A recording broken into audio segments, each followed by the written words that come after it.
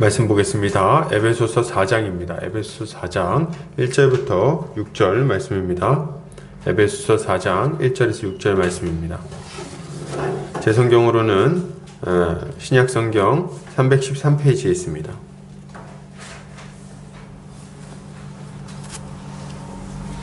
제가 봉독해 올리겠습니다. 그러므로 주 안에서 갇힌 내가 너희를 권하노니 너희가 부르심을 받은 일에 합당하게 행하여 모든 겸손과 온유로 하고 오래 참음으로 사랑 가운데서 서로 용납하고 평안에 매는 줄로 성령이 하나 되게 하신 것을 힘써 지키라. 몸이 하나요 성령도 한 분이시니 이와 같이 너희가 부르심의 한 소망 안에서 부르심을 받았느니라. 주도 한 분이시요 믿음도 하나요 세례도 하나요 하나님도 한 분이시니 곧 만유의 아버지시라. 만유 위에 계시고 만유를 통일하시고 만유 가운데 계시도다. 아멘. 에베소서 4장 1절에서 6절까지 하나됨을 힘써 지키는 교회라는 제목으로 말씀 보도록 하겠습니다. 이 시대는 교회의 영광이 현저하게 가려지고 있는 시대라고 말할 수 있습니다. 그 가장 큰 이유가 뭘까요? 가장 큰 이유는 교회가 그리스도의 말씀처럼 서로 사랑하는 삶을 살아가는 그런 모습이 잘 나타나지 않기 때문입니다. 주님은 이렇게 말씀하십니다. 요한복음 13장 34절 35절입니다. 새 계명을 너희에게 주노니 서로 사랑하라. 내가 너희를 사랑한 것 같이 너희도 서로 사랑하라. 너희가 서로 사랑하면 이로써 모든 사람이 너희가 내 제자인 줄 알리라. 아멘. 주님은 서로 사랑하면 모든 사람이 우리를 그리스도의 제자라고 생각할 것이라고 말씀하십니다.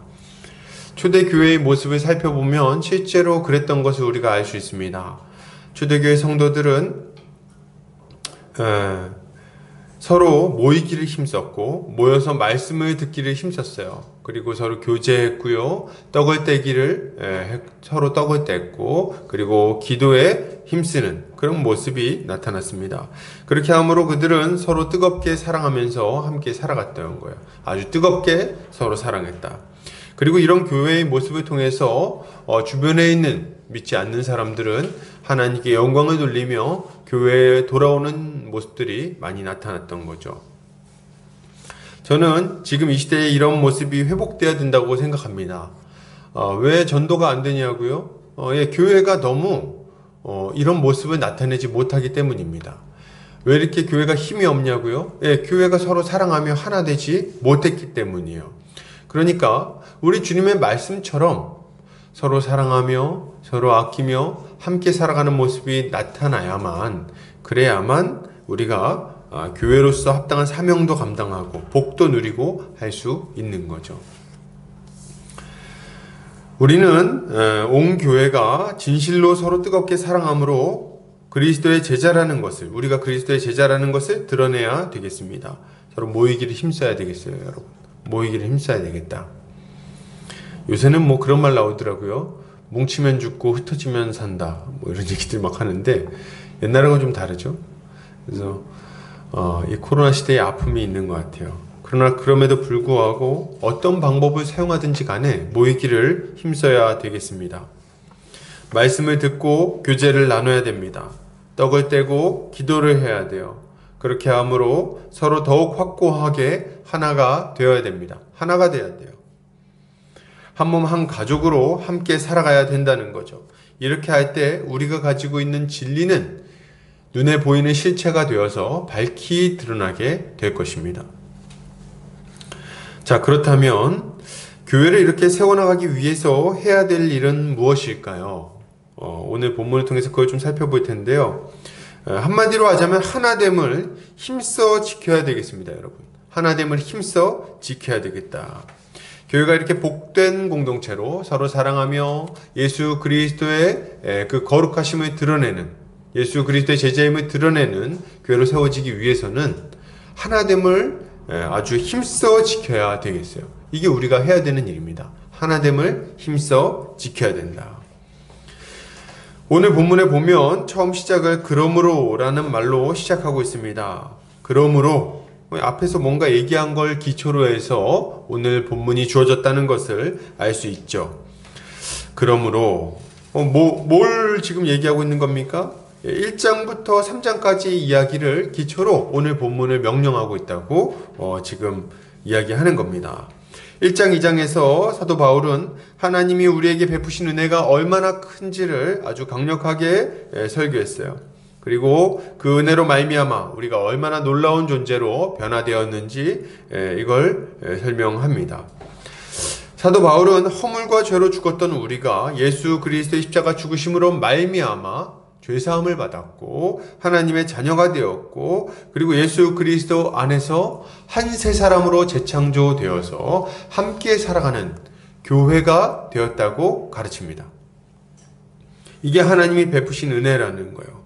그리고 3장에서 고난을 받는다 할지라도 우리가 받은 바 영광스러운 사명, 이 교회를 세워나가는 이 사명을 생각하며 기뻐하라고 말합니다. 그리고 바로 이어서 우리의 속사람이 강건해지는 것을 위해서 기도하죠. 그리고 이렇게 기도한 이후에 오늘 본문을 통해서 이제 본격적으로 어떻게 살아야 할 것인지에 대해서 말하고 있는 거예요. 자, 흐름을 아시겠죠? 그래서 1장, 2장에서는 삼위 하나님이 우리에게 얼마나 큰 은혜를 베푸셨는지 그 결과 우리가 어떤 존재가 되었는지를 설명해 주고 3장에서는 그러니 어려움이 찾아와도 잘 이겨내야 된다. 이 영광스러운 교회를 세우기 위한 직분을 받았으니 슬퍼할 것 없다. 그리고 그걸 잘 이겨낼 수 있도록 힘을 주시기를 간구하는 거예요. 어떻게 해요? 사랑 안에서 뿌리가 내려져서 함께 교회로서 영광스럽게 세워져 나가는 걸 위해 기도하는 거죠. 그리고 이렇게 기도한 이후에는 구체적으로 우리가 어떻게 살아가야 할 것인지, 교회 생활을 어떻게 해야 될 것인지를 이제 명령하기 시작하는 겁니다. 바울이 이렇게 본문을 시작하는 것을 우리는 좀 주목할 필요가 있어요. 이거 굉장히 중요한 원리입니다. 하나님은 우리에게 무엇을 명령하실 때 뜬금없이 갑자기 명령하는 법이 없으십니다. 언제나 우리 주님은 우리에게 먼저 은혜를 베푸시고 그 은혜에 합당한 삶을 살라고 명령하시는 거예요. 좀 다시 한번 다른 각도에서 얘기해보면 하나님은 먼저 우리에게 은혜를 베풀어서 하나님의 뜻대로 살 수 있는 존재를 만들어 주시고 그 이후에 하나님의 뜻대로 살라고 명령을 하신다는 거죠. 그게 하나님께서 우리에게 명령하시는 방식인 겁니다. 그러니 우리가 어떻게 그 명령에 불순종할 수 있겠어요? 먼저 은혜를 받았는데 하나님은 먼저 명령하시고 나서 지키면 은혜를 준다고 말씀하지 않으십니다. 먼저 은혜를 다 베풀어 주시고 나서 믿는 우리에게 그에 합당한 삶을 살라고 요구하시는 거예요. 자, 우리는 마땅히 그러니 이 주의 명령에 순종해야 하는데요. 바울이 이제 이어서 이렇게 얘기합니다. 명령한 이후에 좀 더 부담감이 갈 만한 이야기를 하고 있어요. 4장 한번 1절 읽어볼까요? 그러므로 주 안에서 갇힌 내가 너희를 권하노니, 여기까지. 주 안에서 갇힌 내가 너희를 권하노니.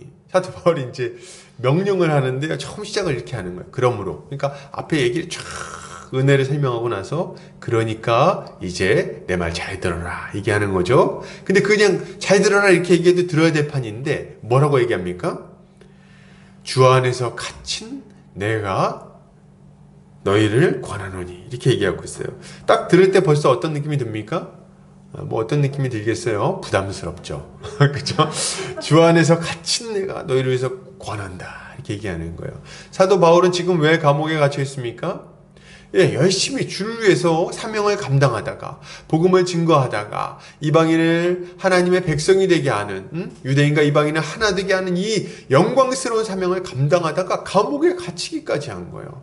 그 감옥에 갇혀서 거기서도 열심히 복음을 증거하고 있죠. 그 고통 가운데, 그 고난 가운데 있는 바울이 지금 저 바깥에 있는 저 에베소 성도들의 여러 가지 이야기들을 듣고 그들이 온전하게 힘있게 교회로 세워지는 것을 위해서 지금 권면하고 있다고 말하고 있는 겁니다. 그러니 이 무게감이 얼마나 아주 묵직하냐는 거예요. 이 얘기를 들을 때 사도 바울의 이 말을 듣는 성도들은 벌써 이거 잘 들어야 되겠구나, 이런 생각을 하게 되는 거죠. 우리도 동일한 무게감을 좀 가질 필요가 있습니다. 이 말씀을 듣고 아유 뭐 그냥 좋은 교훈이구나 이렇게 하고 넘어가면 된다 안 된다? 예, 안 된다 이거예요. 안 된다.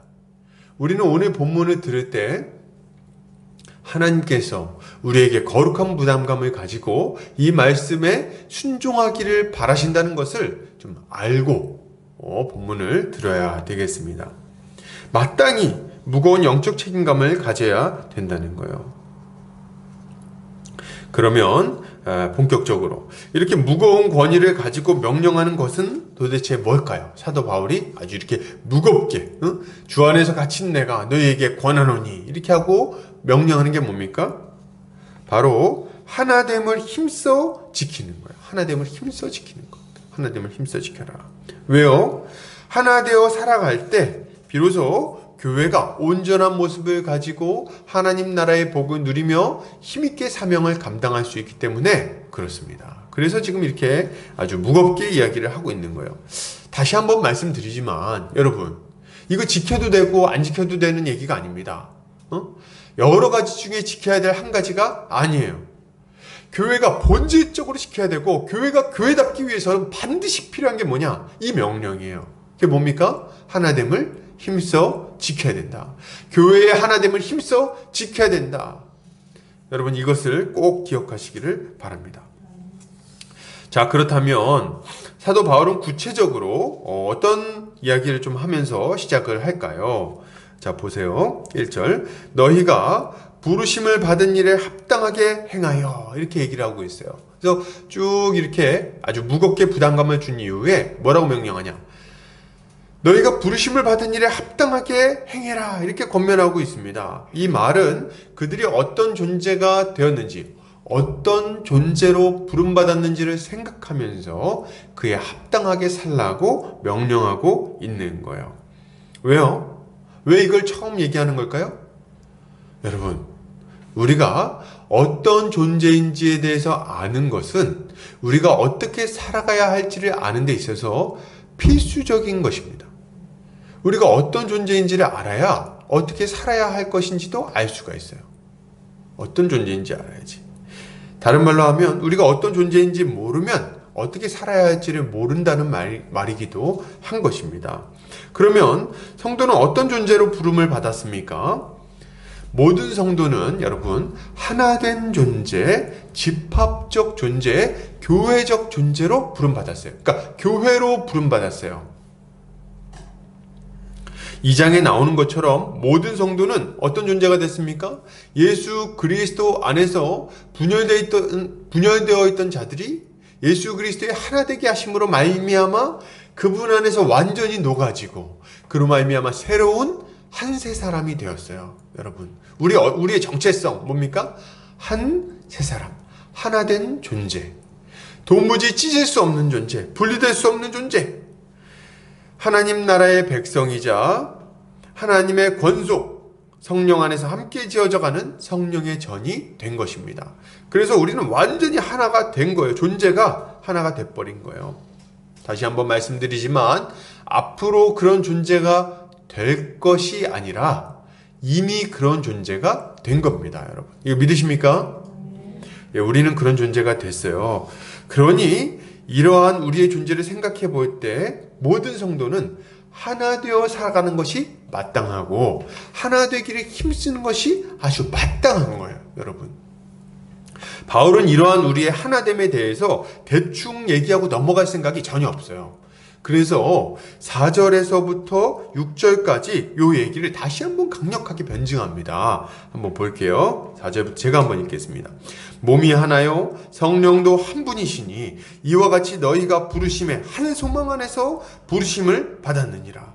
주도 한 분이시요 믿음도 하나요 세례도 하나요 하나님도 한 분이시니 곧 만유의 아버지시라. 만유에 계시고 만유를 통일하시고 만유 가운데 계시도다. 이렇게 얘기하고 있어요. 지금 이건 뭔 얘기하고 있는 겁니까? 하나라는 말이 7번이나 등장해요. 그래서 우리가 도무지 분리될 수 없는, 분열될 수 없는, 나누어질 수 없는 하나된 존재라는 것을 아주 강력하게 얘기를 하고 있는 거예요. 어떻게 해요? 삼위 하나님의 하나되심을 기초로 해서, 그걸 근거로 해서 우리가 하나 되었다는 것을 이야기하고 있는 겁니다. 4절에서는 몸이 하나요 성령도 한 분이라고 말하고 5절에서는 주도 한 분이라고 말하죠. 마지막으로 6절에서는 하나님도 한 분이라고 말하고 있습니다. 교회의 하나됨은 이처럼 삼위 하나님의 한 분 되심의 기초에서 이야기되고 있는 거예요. 본문을 삼위일체가 언급되는 순서대로 살펴보면 첫째로 한 분 아버지께서, 하나님 아버지께서 한 가족을 창조하십니다. 그리고 한 분 주 예수 그리스도께서 한 믿음과 소망과 세례를 창조하세요. 그리고 셋째로 한 분 성령께서 한 몸으로 우리를 창조하시는 겁니다. 이걸 좀 우리가 풀어서 좀 함께 살펴보려고 합니다. 이거 아는 게 굉장히 중요해요. 아, 이게 절대로 나눠질 수 없는 거구나. 이걸 먼저 여러분 아주 뼛속 깊이 새겨졌으면 좋겠어요. 자, 교회는 한 분 하나님을 아버지로 둔 한 가족으로 창조되었습니다. 가족 안에는요, 여러분 다양한 구성원들이 있어요. 그래서 형제 간에도 나이나 직업, 생김새 이런 게 다 다릅니다. 그렇죠? 다 달라요. 저희 형과 저도 다릅니다. 제가 생각이 나는데, 저희 형님을 보는 분들이 거의 공통되게 하는 얘기가 있어요. 둘이 형제냐고. 이렇게 얘기하는 경우가 참 많이 있습니다. 그리고 가끔 굉장히 기분 나쁘게도 저한테 형이냐고 물어보는 분들이 있어요. 그래서 굉장히 기분이 안 좋습니다.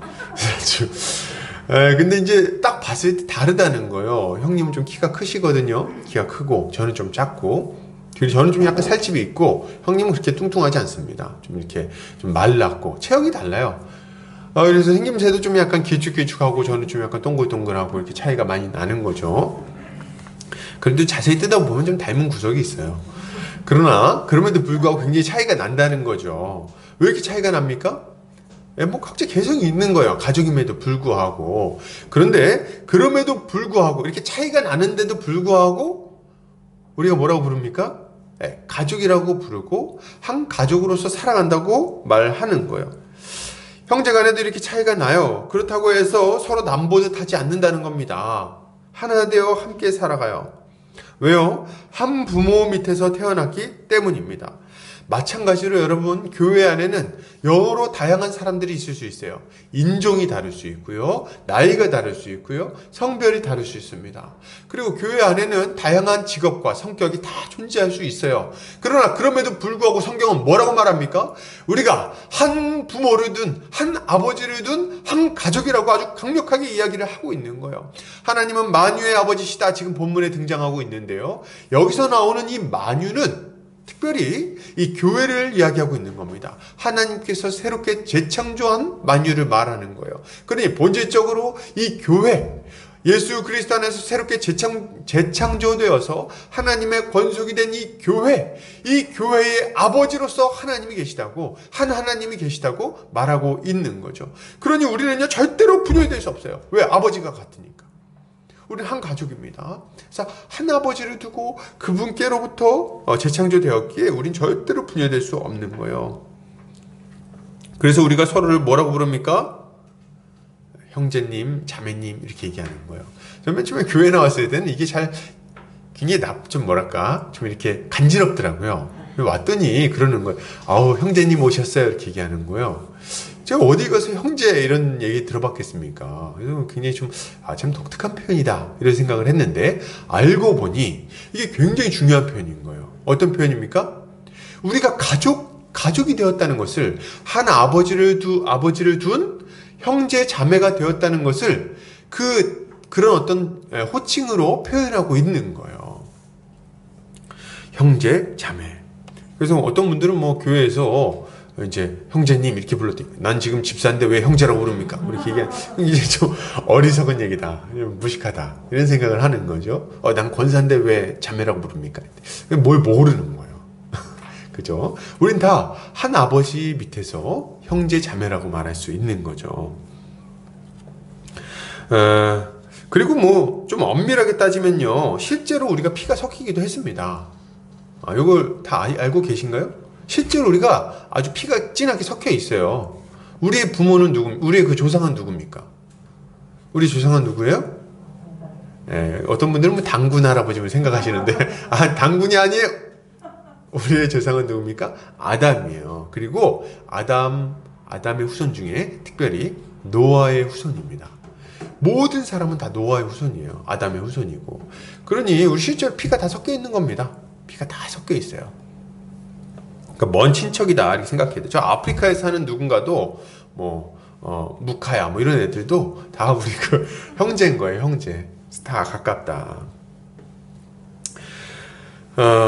그리고 둘째로 이제 하나님 한 아버지를 둔 한 가족이다. 이게 절대 분열될 수가 없어요. 한 아버지를 뒀기 때문에 이 가족됨을 깰 수가 없는 겁니다. 둘째로 교회는 한 분 주 예수 그리스도 안에서 한 믿음과 소망을 가지고 한 세례를 받아 하나 된 존재로 창조되었어요. 여러분 이걸 믿으셔야 돼요. 우린 누굴 믿습니까? 누구는 부처를 믿고 누구는 알라를 믿고 우리는 예수를 믿습니까? 그래요? 아니죠. 동일한 한 분 예수 그리스도를 믿는 거예요. 한 분 예수 그리스도를 믿는다. 우리가 다양한 지역에서 다양한 성격을 가지고 살아갈지는 모르겠어요. 그러나 그럼에도 불구하고 우리의 믿음은 아주 동일합니다. 믿음의 대상과 내용이 같다는 거예요. 우리가 믿는 분은 예수 그리스도 한 분 외에는 없다는 겁니다. 한 분 예수를 믿는 거예요. 우리의 구원자는 한 분 예수인 거예요. 그리고 그 예수를 믿음으로 말미암아 얻게 될 구원도 또한 한 가지입니다. 똑같은 구원을 얻는 거예요. 누구는 더 나은 구원을 얻고 누구는 좀 모자란 구원을 얻는 게 아니라, 성격이 다른 구원을 얻는 게 아니라 동일하게 하나님 나라의 백성이 되어 하나님과 함께 동행하며 하나님이 주시는 안식을 누리게 될 그 영광스러운 구원을 모두가 다 동일하게 얻게 되는 거예요. 차이가 없다 이거예요. 차이가 없다. 우린 다 하나님의 심판을 피해서 죄사함을 받고 의로운 자가 되어 영생에 들어가게 될 것을 소망합니다. 그 나라는 분열되어 있지 않아요. 누구는 화성에 살고 누구는 수성에 사는 게 아닙니다. 다 같이 새롭게 재창조될 이 지구 안에서 함께 하나님의 백성으로서 하나님의 통치 가운데 살아가게 될 거예요. 그 충만한 공급하심 가운데 말이죠. 영원토록.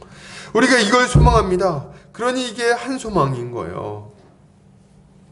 이게 다를 수 없어요. 또한 우리는 동일한 믿음으로 세례를 받아서 한 분 예수 그리스도와 연합한 자들이 되었어요. 여러분, 누구는 부처랑 연합하고, 누구는 저기 무슨 삼신할매랑 연합하고, 누구는 누구랑 연합하고, 이렇게 되는 게 아니라는 거예요. 우리가 연합한 존재는 한 분입니다. 누구예요? 우리와 한 몸 되신 분은 예수 그리스도 한 분이라는 거예요. 그렇기 때문에 우리 모두는 한 분 예수 그리스도와 연합하여 세례를 받았습니다. 세례를 받는다는 게 그리스도와 합하기 위하여 세례를 받는 거예요. 성령 세례 자체가. 그래서 우리는 예수 그리스도와 하나 된 존재로서 하나가 된 거죠. 우리는 그리스도와 연합하여 그와 함께 죽고 그와 함께 부활한 존재들이 되었어요. 그러니 우리의 하나됨은 얼마나 확실하냐는 거예요. 한 분 예수 그리스도와 연합하여서 그분을 믿음으로 함께 한 소망을 가지고 그와 함께 영원히 거할 것을 똑같이 소망하는 자들이니 우리가 어떻게 나눠질 수 있습니까? 나눠질 수 없어요. 한 예수를 믿지 않는 한에는, 예수가 3명이 아닌 한에는, 5명이 아닌 한에는 절대로 우리가 분열될 수가 없는 겁니다. 우리 하나 된 존재예요. 누가 이걸 끊을 수 있겠어요? 셋째로, 교회는 한 분 성령 안에서 한 몸으로 창조된 존재예요. 여러분, 한 성령 안에서 한 몸이 되었다. 이것을 2장에서는 성령 안에서 함께 지어져가는 성전이 되었다고 표현하기도 합니다. 우리는 다 예수를 믿을 때 한 성령을 받았어요. 여러분, 이거 믿으십니까? 성령도 한 분이에요. 성령, 우리 안에 들어오신 성령도 한 분. 누구는 김성령, 누구는 박성령, 누구는 안성령, 안 그렇다 이거야. 안 그렇다 이거야. 지금 다 동일한 성령. 제 안에 계신 성령님이 우리 앞에 있는 안 목사님이나 우리 여기 성도님들 안에 있는 성령님과 동일한 분이라는 거예요. 동일한 분이다. 다 연결되어 있는 거예요. 이 성령이 오셔서 하시는 일이 뭡니까? 우리를 예수 그리스도와 연합하게 하세요. 이 성령께서 하시는 일이에요. 그런데 이 성령께서 우리를 예수 그리스도와 연합하게 하실 뿐만 아니라, 그러니까 한 몸 되게 하실 뿐만 아니라 그와 동시에 우리 형제 자매들과도 예수 그리스도 안에서 완전히 연합하게 만들어 주십니다. 하나 되게 만들어 주세요. 누가? 성령께서. 그래서 우리가 형제 자매를 부를 때 뭐라고 부릅니까? 내 지체다 이렇게 불러요. 지체. 지체는 뭐예요? 이 손, 발 이런 걸 다 지체라고 불러요. 얼굴. 근데 우리 형제 자매들요, 분리되어 있는 어떤 존재로 보는 게 아니라 나와 한 몸이구나 이렇게 여기고 있다는 거예요. 이게 어떻게 가능합니까? 예수 그리스도를 믿을 때 성령께서 우리를 완전히 하나로 연합시켜 주셨기 때문에, 한 몸으로 만들어 주셨기 때문에 이런 표현들이 가능한 거예요. 그래서 우리는 실제로 한 몸이 되었어요. 예수 그리스도 안에서 한 몸이 되었다. 예수 그리스도는 우리의 머리가 되셨고요, 우리는 그분의 몸이 되었어요. 그래서 우리는 다 하나가 되어서 분리될 수 없는 존재가 된 겁니다. 이걸 믿으십니까? 결코 끊을 수 없다는 것을 믿어야 돼요. 이걸 확신해야 되는 거죠. 자, 그러면 이렇게 삼위 하나님으로 인해서 우리가 하나가 되었는데, 우리가 생각해야 될 건 이겁니다. 이렇게 하나가 되었다면 이거 끊을 수 있나요? 없어요. 절대로 끊을 수가 없어요. 이거 끊을 수가 없어. 이거 나눌 수 있나요? 누가 와가지고 이 정도까지만 이렇게 해보자 이렇게 할 수가 있습니까? 없어요. 나눠질 수도 없어요. 파당을 갈릴 수가 없다는 거예요. 누군가 와서 성도 안에서 이루어지는 성도의 교통을 막을 수 있습니까? 이 영적인 하나됨, 이 영적인 교통을 누가 막을 수 있겠어요? 막을 수 없어요. 절대로 막을 수 없다 이거예요. 교회는 그 존재 자체가 삼위 하나님의 하나됨을 기초로 하고 있기에 결코 분리되거나 분열될 수 없습니다. 이것을 우리가 확고하게 믿어야 돼요. 우린 절대로 나눠질 수 없구나. 우리가 막 나눠졌다고 착각할 수 있을지는 모르겠지만 절대로 나눠질 수 없구나. 우리는 존재적으로 완전히 하나가 되었어요. 그리고 이것을 결코 누구도 끊을 수 없습니다. 우리 이걸 확신하고 이에 합당한 존재로서 살아가야 되는 거예요. 이 존재에 합당하게 살아가야 된다. 자, 제가 이거를 설명하면서 다시 한번 생각하는 게 얼마나 중요한가. 여러분, 우리가 왜 하나가 되어 살아가야 될까요? 왜 하나 되기를 힘써야 될까요? 교회가. 여러분, 여러 가지 이유를 얘기를 합니다. 세상에서는 왜 우리가 하나가 돼야 되냐. 하나 되면 힘이 세지니까. 하나가 돼야 우리가 이길 수 있으니까. 하나가 되어야지 이런저런 유익이 있으니까. 이런 얘기들을 합니다. 실제로 하나가 되면 유익하겠죠. 근데 말이죠, 성경은 우리가 하나 되면 유익하기 때문에 하나 되기를 힘쓰라고 말하지 않습니다. 그렇게 말하지 않아요. 먼저 그렇게 설명하지 않아요. 그럼 뭐라고 설명합니까? 이렇게 설명합니다. 야, 너네는 하나가 됐어. 그러니까 하나 되어 살아가라. 이렇게 설명을 하는 거예요. 그러니까 우리가 하나 되어야 되는 이유는 본질적으로 우리가 한 몸이기 때문입니다. 하나가 됐기 때문에 하나로서 살아가는 거예요. 우리가 한 몸, 한 가족이 되었기 때문에 한 몸으로서, 한 가족으로서 살아가는 거죠. 그리고 이미 하나가 되어버렸기 때문에 우리가 이렇게 함께 살아가는 것은 결코 불가능한 일이 아닙니다. 어떤 분들은 이렇게 옆에 있는 성도들 얼굴을 보면서 막 속으로 생각할지 모르겠어요. 정말 저 사람이랑 정말 하나가 될 수 있겠는가. 도저히 저 사람이랑은 하나가 되기 힘들겠는데, 이런 생각할 수 있을지 모르겠어요. 왜냐하면 교회 안에는 서로 안 맞는 사람이 있을 수 있겠죠. 스타일도 안 맞고 말투도 안 맞고 말이죠. 얼굴 생김새도 내 마음에 안 들고 같이 있으면 좀 불편하고 그런 사람들이 있을 수 있어요. 그래서 이제 이렇게 저희가 하나 되기 힘들겠는데 생각할지 모르겠으나, 그러나 여러분, 실상은 뭡니까? 실상은 뭐예요? 실상은 내가 하나 되기를 원하든 원치 않든 이미 하나가 돼버렸어요. 그래서 하나 될 수 있을까? 그런 고민은 의미가 없는 거예요. 왜요? 하나가 이미 돼버렸기 때문에. 마치 이런 것과 같습니다. 손이 생각하는 거예요. 저 발이랑 하나 될 수 있을까? 쟤는 늘 축축하고 냄새나고 난 쟤가 싫어. 손아가 저 발하고 같이 지내는 거 힘들 것 같은데 어떻게 하나가 되지? 걱정 마세요. 왜요? 벌써 하나니까. 이미 하나기 때문에 그걸 고민할 필요가 없어요. 마음에 안 드니까 막 자릅니까? 마음에 안 들어 저 발을 잘라야겠다. 그렇게 합니까? 안 된다 이거죠. 여러분, 우리는 예수를 믿을 때 이미 하나가 되었습니다. 하나로 부름받았어요. 이것을 믿고, 이걸 굳게 믿고, 우리가 하나 되었다는 것을 믿고, 한 가족이라는 걸 믿고, 정말 견고한 믿음 가운데 서서 함께 살아가기를, 하나 되어 살아가기를 힘쓰는 우리 성도님들 되시기를 주의 이름으로 축복합니다. 아멘이시죠? 우리가 하나가 됐어요. 자, 그럼 이렇게 얘기를 하고 나면 우리가 이런 의문이 생길 수 있습니다. 어떤 의문이요? 아니, 그래요, 좋아요, 목사님. 우리가 하나 되었다고 합시다. 하나 된 거 알겠어요. 근데 실제로는 우리가 하나로서 살아가는 모습이 잘 안 나타나는데요. 우리 정말 하나 맞습니까? 전 잘 모르겠네요. 그리고 목사님, 하나가 되었다면서 뭘 굳이 그렇게 하나 되라고 그렇게 하나 되기를 애쓰라고 말합니까? 하나 됐다면서요. 그럼 그냥 살면 되는 거 아니에요? 왜 힘쓰라고 말씀하시는 거예요?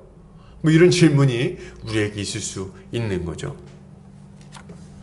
여러분, 우리가 삼위 하나님의 은혜로 하나된 존재로 부름받았다는 말을 들을 때 그 말 자체는 이해가 되지만, 그 충분히 받아들일 수 있는 말이지만 실제적으로 믿어지지 않는 것은 사실입니다.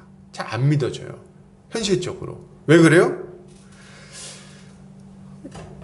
실제로 보면은 교회 안에서 너무 많이 분열이 있고 너무 많이 싸우기 때문에 그렇습니다. 너무 다퉈요. 미워하고 비방하고 분열하고 말이죠.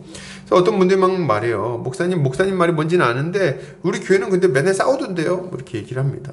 그래서 우리가 자주 목격하는 현실 자체가 하나된 교회인 모습이 아니라 분열하고 다투는 모습이에요. 도대체 왜 이런 일이 일어나는 걸까요, 여러분? 그 이유는 교회가 존재적으로, 잘 들으세요. 왜 이런 일이 나타나는지 알아야 돼요. 자, 설명할게요. 그 이유는 뭐냐면 교회가 여러분 존재적으로 하나가 되는 것과 실제로 하나 되어 살아가는 것, 실제로 그 하나됨을 누리는 것은 다른 것이기 때문에 그렇습니다. 조금 차이가 있을 수 있다는 거예요. 다를 수 있다. 여러분, 가족에 대해서 한번 생각해 보세요. 가족. 여러분, 두 사람이 결혼해서 가정을 이루고 자녀를 여러 명 낳았다고 한번 생각해 봅시다. 가정이 이루어진 거예요. 그죠? 가족이 되었어요.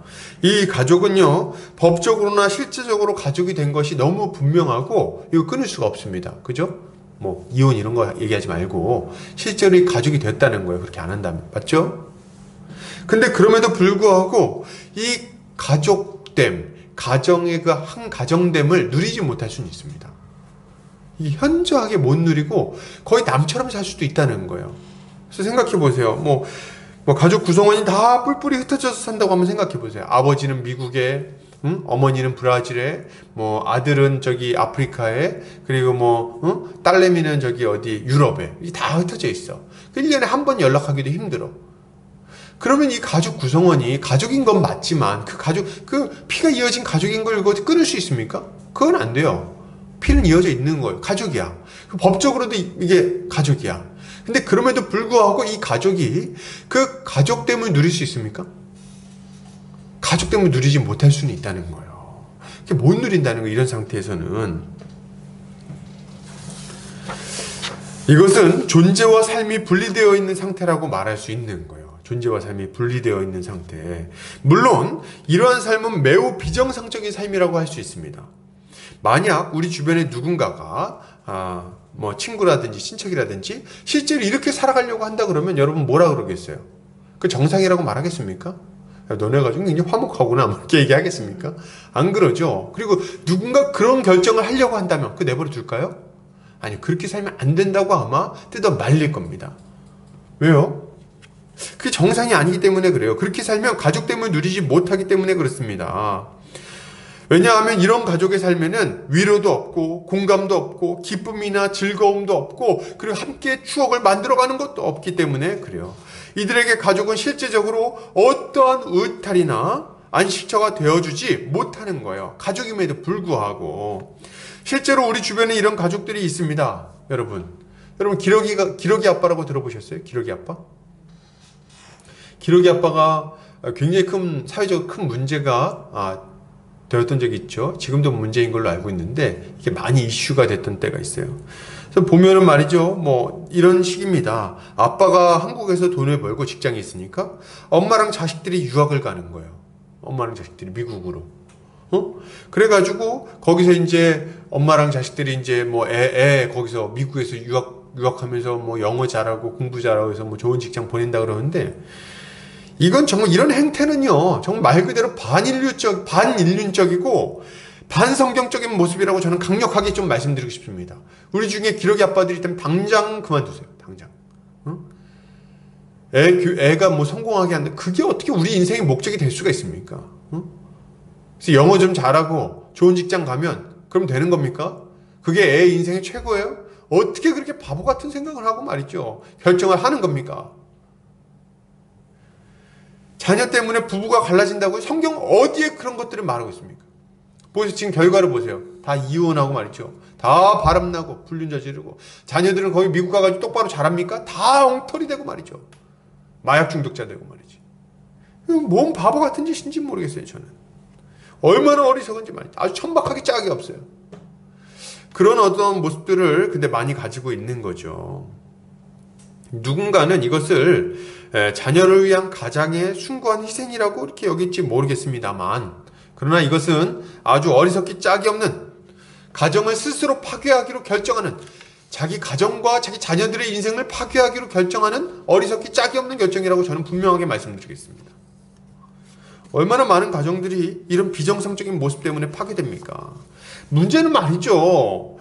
이게 이런 형태의 깨어진 가족의 모습이 교회 안에도 존재할 수 있다는 거예요, 여러분. 교회 안에도 있을 수 있어요. 극단적으로는 가난한 성도들이 있을 수 있습니다. 가난한 성도들. 가난한 성도가 뭡니까? 거꾸로 하면 안 나가 성도들. 그래서 이제 교회, 자기 예수를 믿는다고 말하는데 교회는 안 나가는 거예요. 그리고 대신에 어떻게 합니까?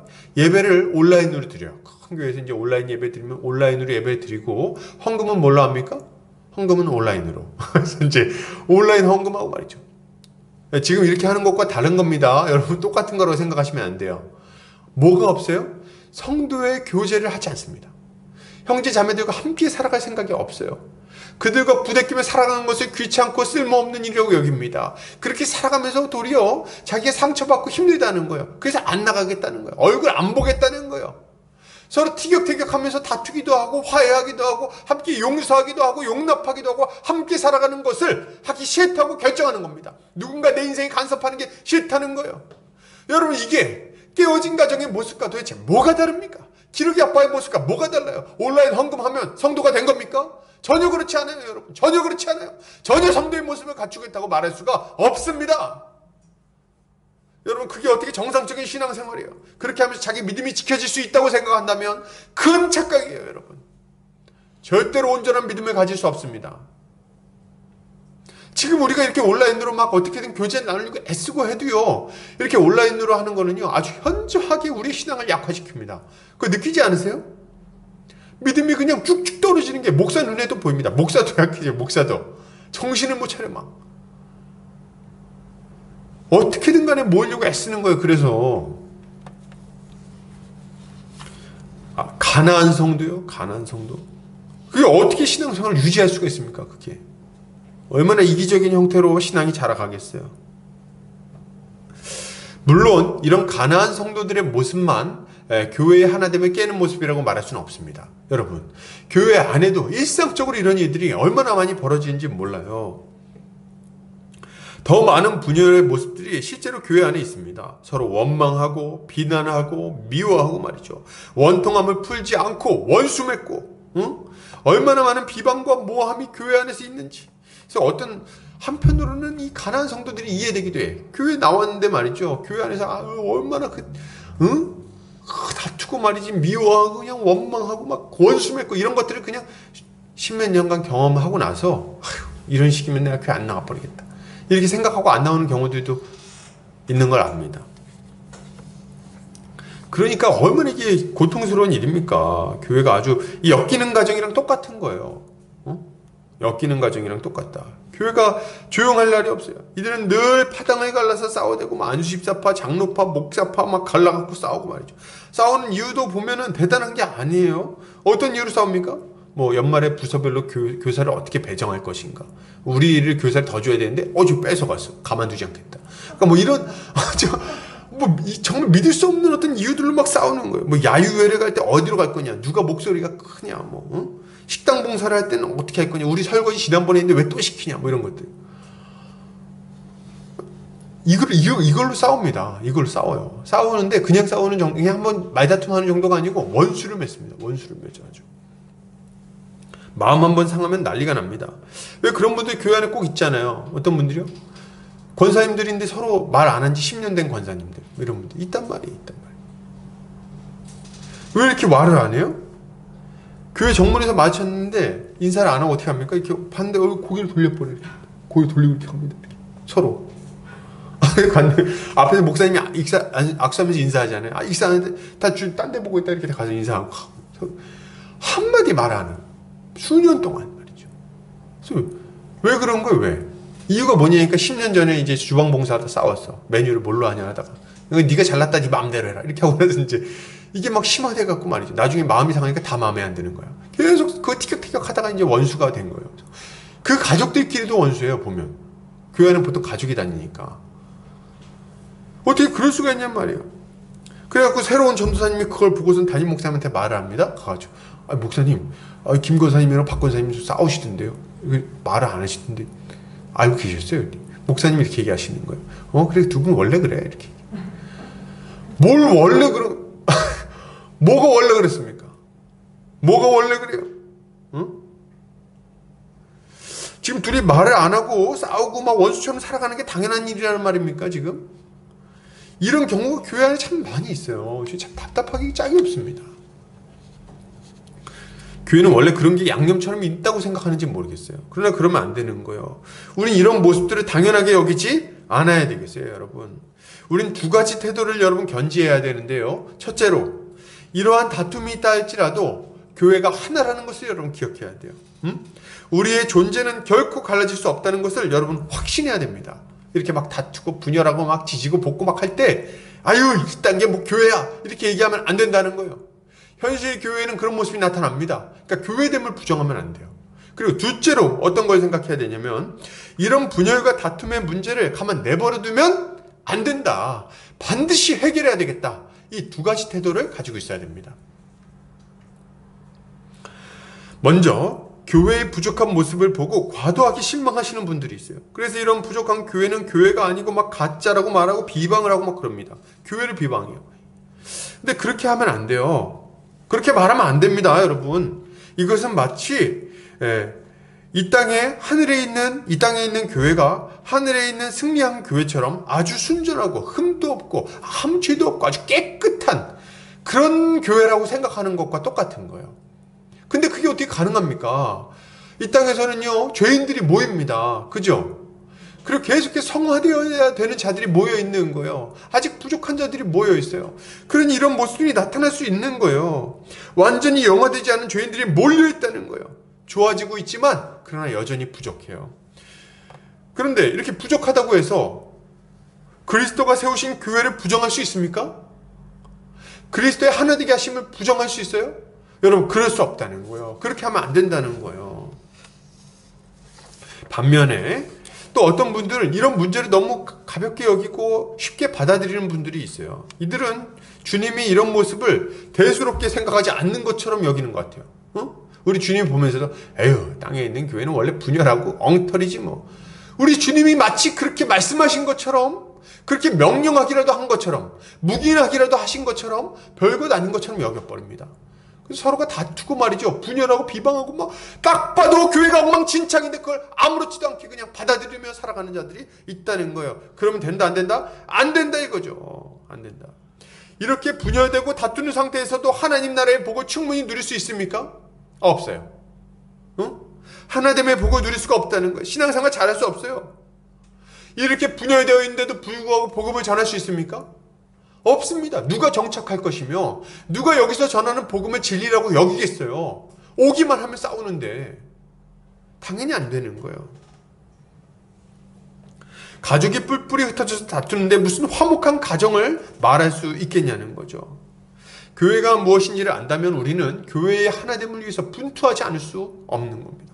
어떻게든지 간에 하나 되기 위해서 분투하고 애쓰고 하는 거죠. 자, 여러분, 그래서 우리는 어떻게 해야 되냐? 그리스도인은 이미 하나가 되었음을 믿음으로 받아들이는 동시에 이 하나됨을 누리기 위해서 모든 적극적인 노력을 다해야 되겠어요. 여러분, 모든 적극적인 노력을 다해야 되겠다. 이것은 마치 가족이 하나 되어 사랑을 나누며 가족으로서 살아가기를 힘써야 하는 것과 마찬가지의 이치예요. 여러분, 마찬가지의 이치예요. 그래서 제가 보니까 이제 어떤 가정을 보면은 이제 가족이 너무 뿔뿔이 살아가는 거예요. 애들이 이제 중고등학생이 되면은 사실 부모님하고 잘 대화를 안 하잖아요. 그러니까 어떻게 해요? 집에 오면 아빠가 집에 왔는데, 제가 옛날 어떤 드라마에서 봤던 것 같아요. 아빠가 집에 들어왔는데 부인은 방에 들어가지고 드라마 보고 있고, 이제 아내분은, 그리고 남편은 이제 딱 들어와서 식탁에서 혼자 앉아서 밥을 먹고, 애들은 보니까 한 명은, 남자애는 가가지고 이제 게임하고 있고, 여자애는 가가지고 친구랑 그냥 카톡 그냥 삼매경 막 하고 있고, 그러고 있는 거예요. 각자 방에 들어가고. 그러니까 아빠가 들어가가지고 밥을 먹다가 숟가락 탁 놓더니, 이게 무슨 가족이야. 얘기를 하고. 그리고 어떻게 합니까? 막 소리지. 다 나와! 다 들어와! 다 여기 뭐야! 다 거실로 나와! 이제 막 어떻게 합니까? 이제 막 뭐 이렇게 주섬주섬 막 챙겨갖고, 왜 무슨 일이야? 뭐 이렇게 하고 막 모이는 거예요. 가족들이. 거실에. 다 앉아봐. 이게 가족이냐? 이렇게 얘기를 해갖고 막 화를 내는 거야, 아빠가. 나 이제 이렇게 못하겠다. 내가 니네들 무슨, 응? 돈 벌어다 주는 기계야? 나 이렇게는 못 살겠다. 이제부터 강제적으로 우리 가족은 저녁 6시가 되면 같이 밥 먹는다. 이렇게, 제가 이게 드라마에서 봤던 것 같아요. 다 숟가락 들어! 이렇게 해가지고 같이 밥 먹고 말이죠. 이런 모습을 보고 제가 참 지혜롭다 이런 생각을 했어요. 지혜롭다. 너무 마땅한 행동을 한 거예요. 여러분 뿔뿔이 흩어져가지고 어떻게 가족이 되겠어요? 어떻게 가족으로서의 복을 누리겠어요? 불가능한 일입니다. 누가 한 사람이 노력해서 될 문제도 아니에요. 온 성도들이 함께 달려들어서 함께 애를 써야만 이 가족됨을 누리고 함께 살아갈 수 있는 거예요. 이게 너무나도 우리에게는 절실한 거죠. 그래서 제가 마치 지금 그 아버지가 막 한 것처럼 지금 소리 지르고 있는 거예요. 다 모여 지금 안 되겠어. 숟가락 들어. 같이 저녁에는 같이 무조건 같이 밥 먹는다. 대화하는 시간 30분. 이 시간대는 카톡도 하지 마. 핸드폰 다 꺼놔. 아주 지혜로운 행동이죠. 그래서 모여가지고 같이 밥 먹고 말이죠. 그리고 주말에 되면은 한 번씩은 같이, 한 달에 한 번이라도 같이 외식을 하고, 같이 좀 시간을 보내고, 추억을 만들고, 이거 너무나도 필요한 거예요. 어떻게 다 뿔뿔이 흩어져 살아가면서 가족됨을 누릴 수 있냐는 거예요. 어떻게 아무 노력도 기울이지 않고 가족의 그 복을 누릴 수 있다고 생각하냐는 거예요. 부부간에도 서로 노력하지 않으면 같이 하나 되어 살아가는 게 힘든 거 아닙니까? 그죠? 맨날 야근하고 막 새벽 1시에 들어와 남편이. 그리고 새벽 6시에 나가. 밖에서 뭐 하는지 모르겠어. 아내는 아내대로 맨날 밖에 있어. 어떻게 뭐 본인 일할 수도 있고 막 바빠. 둘이 그렇게 그냥 집만 잠자는 곳입니까? 집은 그냥? 그러면 어떻게 부부가 하나 되어 살아갈 수 있겠냐는 거야. 안 되지. 노력해야지. 어떻게 좀 월차를 써서라도 연차를 쓰든 같이 살아가야 될 거 아니에요. 같이. 그래서 우리가 해야 되는 일 뭡니까? 사도 바울이 이렇게 권면해요. 평안의 맨줄로 성령이 하나 되게 하신 것을 힘써 지키라 이렇게 명령하고 있는 거예요. 힘써 지키라. 이때 우리가 주목할 단어가 하나 있는데 그건 뭐냐면 바로 힘써라는 단어예요. 이 힘써라는 단어는 원어로 보면 스푸다존테스라는 단어를 사용하고 있어요. 스푸다존테스. 이 단어는 어떤 의미냐면 지속적이고 부지런한 활동을 의미합니다. 지속적이고 부지런한 활동. 마커스 바르트라는 분은 이 단어를 아주 잘 설명해주고 있는데 이렇게 설명하고 있어요. 이 헬라어 동사의 기저에 있는 긴급성을 정확하게 번역하기는 도저히 불가능하다. 그것은 서두름과 열정뿐 아니라 전인의 온전한 노력을 의미한다. 거기에는 의지, 감정, 이성, 육체적인 힘, 전체적인 태도가 포함된다. 헬라어 본문에서 발견되는 분사의 명령법은 수동성, 정적주의, 일이 어떻게 되어가는지 가만히 지켜보자는 태도 혹은 의도적으로 부지런히 완급을 조절하는 것 등을 배제한다. 주도권은 내게 있다. 지금 그것을 하라. 진정으로 하라. 내가 그 일을 해야 한다. 진정이다. 이런 것이 3절에 함축하고 있는 의미이다. 이렇게 얘기하고 있어요. 얼마나 열심을 내갖고 달려들려고 얘기하고 있습니까? 이걸 생각해 볼 때 우리가 가져야 되는 태도는 아주 분명합니다. 우리는 지금 당장 교회의 분열됨을 깨고 하나됨을 위해서 분연히 일어나서 애써야 되겠어요. 여러분, 우리가 지금 당장 오늘부터 이 일을 애써야 된다는 거예요.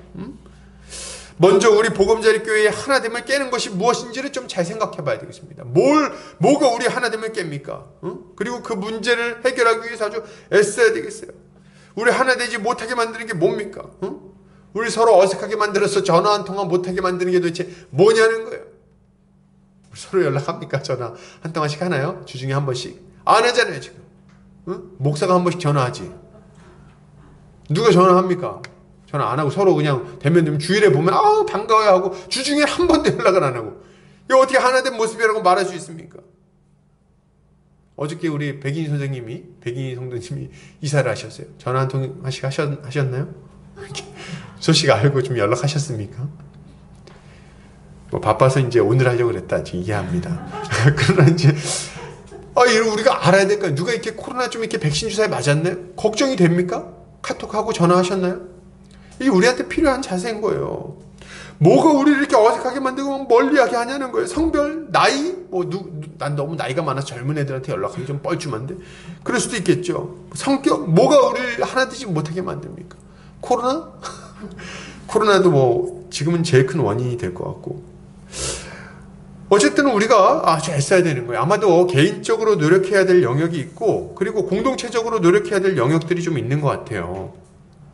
저도 제가 이 설교 준비하면서 내가 이렇게 교회의 하나됨을 위해서 노력해야 될 부분이 뭐가 있는가, 뭐가 좀 문제가 있는가 생각해 봤더니 저는 좀 제 성격상 제 성격이 좀 문제가 있더라고요. 그래서 약간 제가 무심한 성격이 좀 있어요. 목사로 승인이 좀 마이너스인데 좀 무심한 게 있어서 좀 덤덤하고 이렇게 좀 막 이렇게 어떻게 좋아 막 이렇게 잘 안 하는 스타일이에요. 실제로 마음은 굉장히 좋아하는데도 이렇게 연락해갖고 막 이렇게 하고 잘 못하더라고요. 제가 그게 제 문제인 거죠. 이거 좀 해결해야겠다. 연락 자주 해야겠다. 이런 생각을 제가 새삼 했는데 좀 살갑게 연락하고 챙기고 이렇게 잘 해야 되는 거예요. 어떤 분들은 참 이런 거 잘하죠. 연락해야죠. 어떻게 지내셨냐고 막 이렇게 하면서 아주 살갑게 목소리만 들어도 아주 그냥 반갑다는 게 느껴지는 이런 분들이 있어요.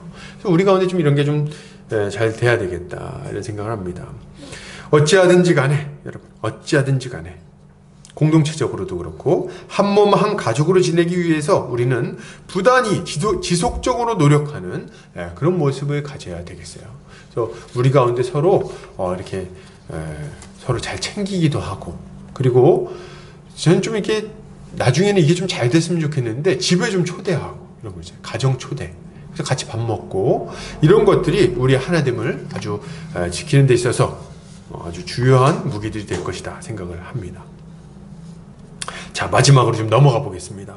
자, 이때 우리가 교회의 하나됨을 지키기 위해 반드시 가져야 될 성품과 태도가 있어요.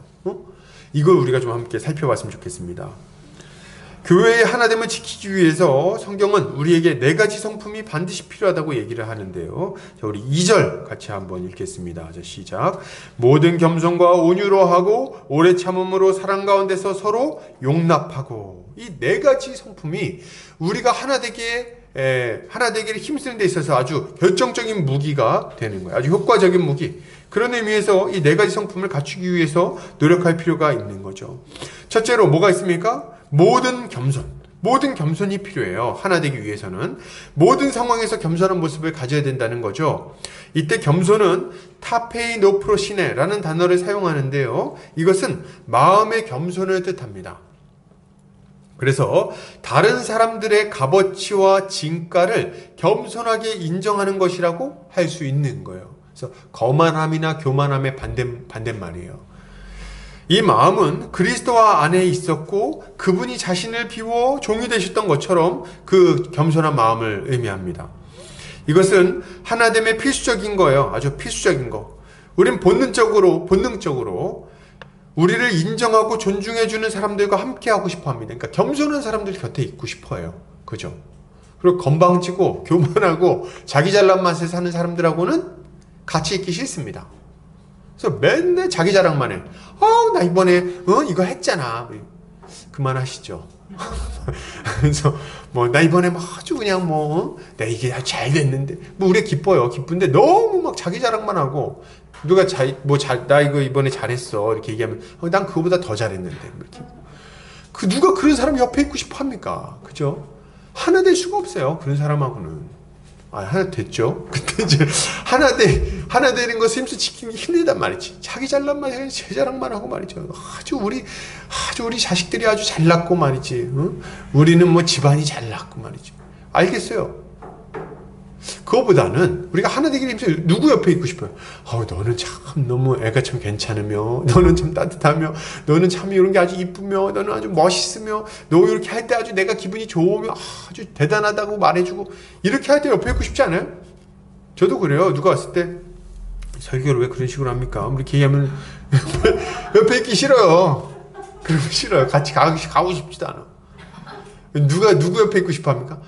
저 목사님은 설교도 아주 잘하고, 아주 얼굴도 잘생겼고, 부드럽고, 온유하고, 후덕하고, 그런 거 있잖아요. 그런 사람 옆에 있고 싶어요, 저도. 다 그런 거죠. 겸손한 사람 옆에 있고 싶어 하는 거예요. 겸손한 상품. 근데 겸손한 상품이라는 게, 겸손이라는 게 참 자기를 낮추고 남을 높이는 거잖아요. 이게 쉽지 않아요. 제가 옛날에 그 예화 한번 들었던 것 같은데, 옛날에 한 목사님이 생각한 거예요. 내가 요새 참 많이 큰 교회 목사님이요. 내가 참 많이 교만해졌다. 이런 생각을 하신 거예요. 그래서 어떻게 합니까? 내가 겸손해져야겠다는 생각을 하신 거죠. 그래서 명동 한복판에 이렇게 샌드위치맨 아시죠? 앞에 이렇게 간판 다는 거. 예수천당 부신지요. 이걸 달고 막 돌아다니신 거예요.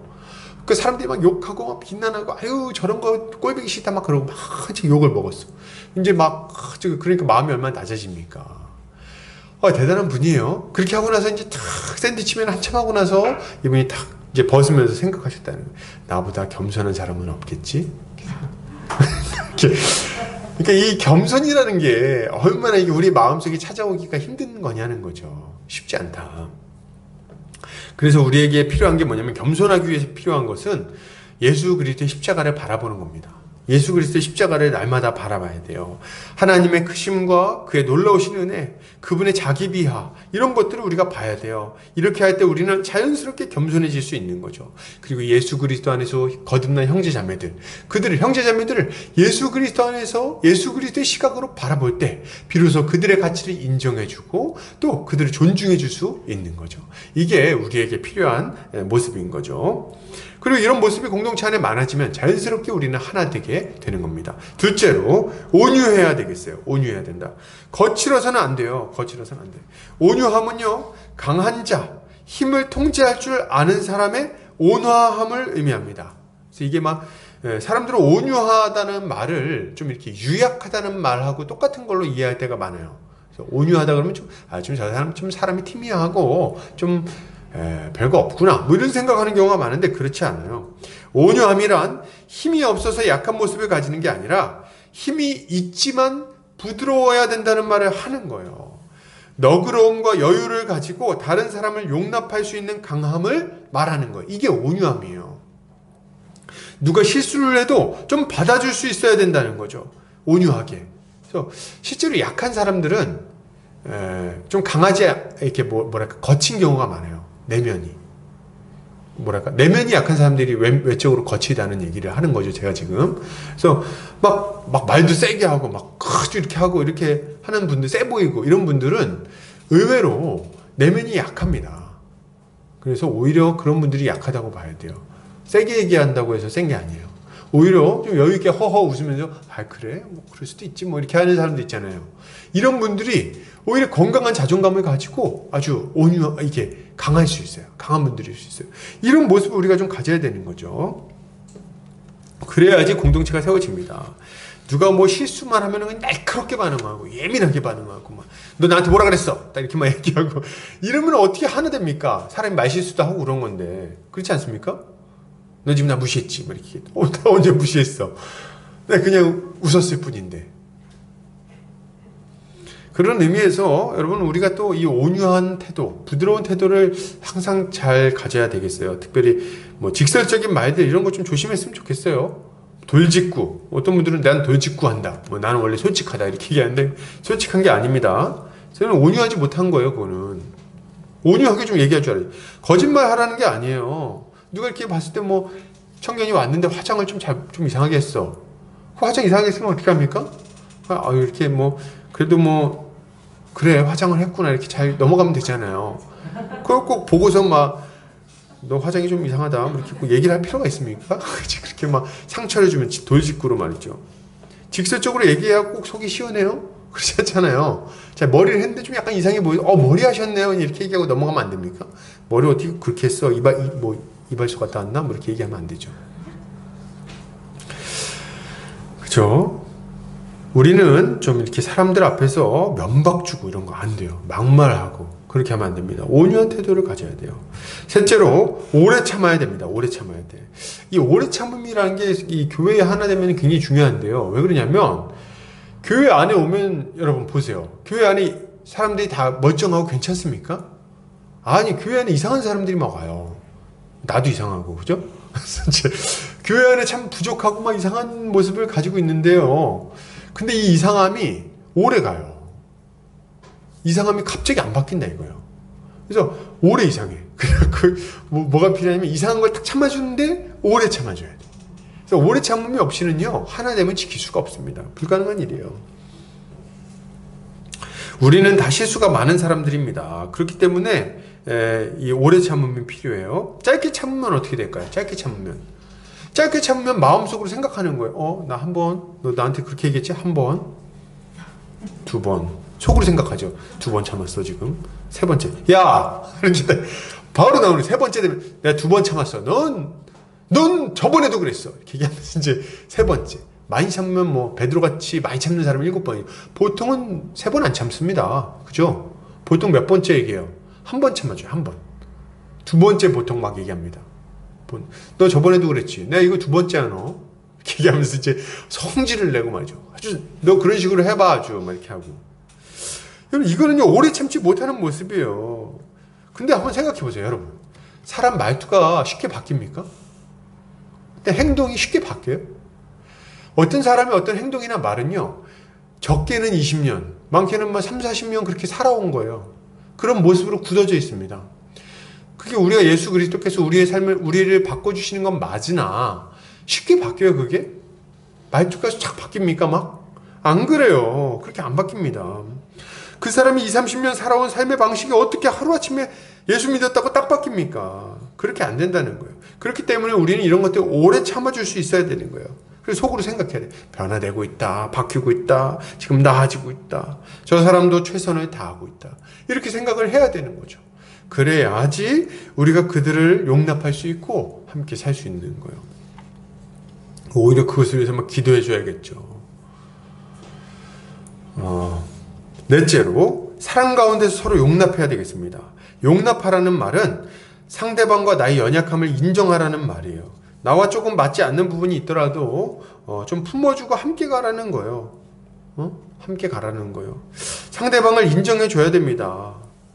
이게 되게 중요한데 어떤 사람을 만나보면 여러분 정말 우리 스타일이 아닐 수 있어요. 내 스타일이 아니다 이럴 수 있어요. 말투부터 행동 뭐 생긴 것까지 정말 내 마음에 안 들어. 그럴 수 있죠. 뭐 패션부터. 근데 그럼에도 불구하고 받아들이셔야 돼요. 여러분. 내 스타일이 아니어도 나랑 맞지 않아도 받아들여야 돼요. 왜요? 생각해 보세요. 우리는 뭐 예수님 스타일입니까? 예수님이 우리 보면 넌 내 스타일이다 이렇게 하십니까? 안 그래요. 우리도 처음 예수님 만났을 때 우리 예수님 스타일은 거룩한 스타일이에요. 그래서 거룩하고 죄가 없고 의로운 스타일. 세례 요한같이 살아가는 이런 사람들. 그런 사람들 우리 주님 기뻐하시죠. 근데 우리는 사실은 그렇지 않죠. 그런 스타일들. 제자들도 보세요. 얼마나 예수님하고 안 맞았겠어. 그러나 그럼에도 불구하고 우리 주님은요 그들을 기꺼이 포용합니다. 받아들여 주시고 용납해 주시고 함께 지내세요. 우리 주님을 좀 본받읍시다. 우리 주변에 볼 때 꼭 마음에 안 든다고 해서 말 안 걸어야 되겠습니까? 꼭 그렇게 말을 걸고 대화를 하고 그리고 인정해 주고 말이죠. 우리가 이렇게 할 때 우리가 하나 되어 살아갈 수 있는 거죠. 그리고 이 모든 것의 절정이자 총합이 뭡니까? 바로 사랑이에요. 사랑. 우리는 사랑으로 겸손하고 온유하게 그리고 오래 참으며 서로 용납해야 되는 것입니다. 이렇게 할 때 비로소 교회는 하나 되어 온전히 세워질 수 있는 거죠. 이렇게 하나 되기를 힘쓰는 이 여러 가지 성품을 가지고 우리 주님의 하나 되게 하신 것을 힘써 지키는 성도님들 되시기를 주의 이름으로 축복합니다. 결론을 드리겠습니다. 여러분, 우리는 예수 그리스도 안에서 하나 된 자들이에요. 그러니 여러분 하나됨을 힘써 지킵시다. 이것을 위해서 겸손과 온유, 오래 참음 그리고 용납함이 있어야 되겠어요. 서로 용납하는 것들. 사랑으로 서로 용납해야 됩니다. 부족함을 인정하고 채워주시기를 바랍니다. 이렇게 할 때 우리 교회는 그리스도의 몸으로서 견고하게 세워질 수 있을 거예요. 그리고 하나님 나라의 복을 이 땅에서부터 아주 풍성하게 누리며 살아갈 수 있겠죠. 이것을 위해서 힘쓰는 우리 모든 성도님들 되시기를 주의 이름으로 축복합니다. 같이 한번 기도하겠습니다.